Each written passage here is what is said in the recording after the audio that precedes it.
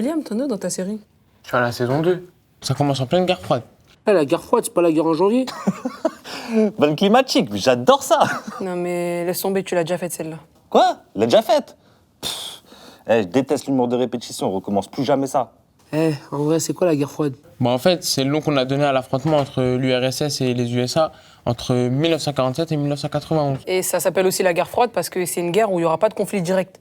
Ils vont s'attaquer, mais que à coups d'espionnage, des petits coups bas. Bah ouais, en fait, c'est les deux pays les plus puissants du monde. Et les deux, ils ont la bombe nucléaire. Alors t'as capté, ils peuvent pas faire de combat direct, sinon ça partirait trop en couille et ils auraient fait exploser la planète. Et là, c'est deux styles de vie et deux visions complètement différentes qui s'opposent.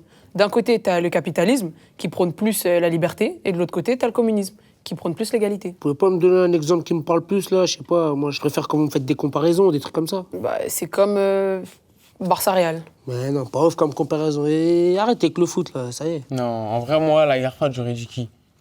Boubarov, frère. Jamais de bagarre directe, mais plein de clashs et des embrouilles. Ah, voilà, genre Booba, c'est les USA, Rof, c'est l'URSS. Et voilà, t'es un gamin, mais c'est ça. Et bref, derrière ces deux visions du monde, y a toute une bande qui est entraînée. Derrière l'URSS, t'as toute l'Europe de l'Est, et derrière les États-Unis... J'ai capté. C'est comme si derrière Booba, il y avait tout le 9 de I, et derrière Rof, il y avait tous les mecs de la mafia Cafri. Ouais, mais bon, en vrai, la guerre froide, c'est surtout l'affrontement des deux plus grands services de renseignement du monde. Pour les Caris, t'as la CIA, et du côté de l'URSS, t'as le KGB. Et ces services, ils travaillent en scred chacun de leur côté pour affaiblir l'autre. Mais encore une fois, ça reste des coups en douce. Ouais, en plus, Booba, il est fort en scred sur Instagram. Je l'aime bien cette comparaison. Hein. Ouais, j'adore. Et bref, même s'ils ne se font pas la guerre directement, ils sont en compétition de ouf. Regarde par exemple dans l'espace. Les Soviétiques, ils envoient le satellite Sputnik et bam, 2 ans après, les Américains, ils envoient Explorer. Le premier homme dans l'espace, c'est Gagarine, un soviétique. Et les Américains, ils envoient Armstrong, le premier homme sur la Lune. Même en sport. T'es fou, grosse compétition aux Jeux Olympiques entre les deux pays. Ça veut dire, en vrai, il n'y a jamais de bagarre directe. Pas vraiment. En tout cas, ils vont pas s'affronter sur leur terrain, mais par exemple, ils vont s'affronter en Corée. En Corée? Bah ouais, en 53. Genre, en Corée, ils font des battles de danse. T'es mal à lui, c'est quoi on parle de danse? Ah Boudou, la Corée le pays, pas la chorégraphie. Oh, ok. Mais bon, bref. Cet affrontement-là en Corée, ça se finit sur un match nul. Du coup, les deux patrons du monde, ils se partagent le pays. D'un côté, t'as la Corée du Nord communiste et de l'autre, la Corée du Sud capitaliste. Ah ouais, en plus, à ce qui paraît, les Coréens, ils sont chauds en danse hip-hop. Ouais, Boudou, ouais. Mais c'est vous, là, dites-moi des trucs, je sais pas, faites des intros, dites-moi comment ça a commencé. En gros, si tu veux, ça a commencé après la Deuxième Guerre mondiale. Parce qu'à la base, les États-Unis et l'URSS, ils sont ensemble pour défoncer Hitler. Mais voilà, comme Booba et Rof, ils étaient potes à la base. Ils allaient même faire un feat en plus. Rien à voir.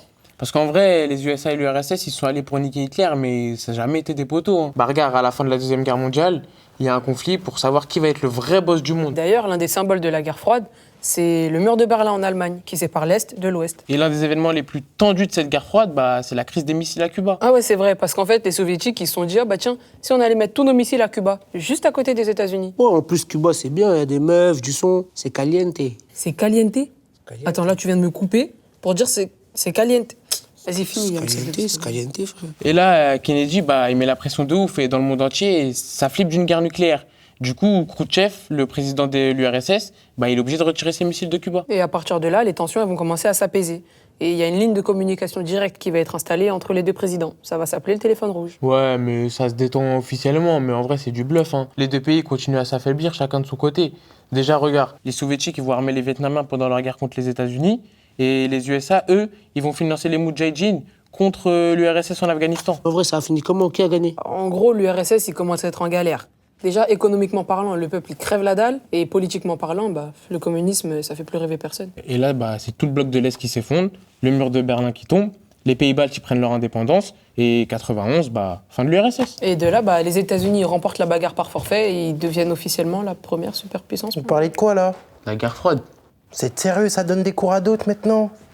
Je peux savoir c'est qui, lui? Mais c'est toi, c'est qui, lui? Mais t'as c'est toi, c'est qui procure T'es mal là-bas. c'est qui, lui? Je m'en fous, maintenant, je veux tout savoir sur la guerre froide, donc... Vas-y, lève-toi de ma place, là. On recommence à zéro, je veux tout savoir. Je m'en fous, même si c'est pas dans mon programme. Lève-toi de ma place, là. Lâche-moi, toi. Lève-toi de ma place, là.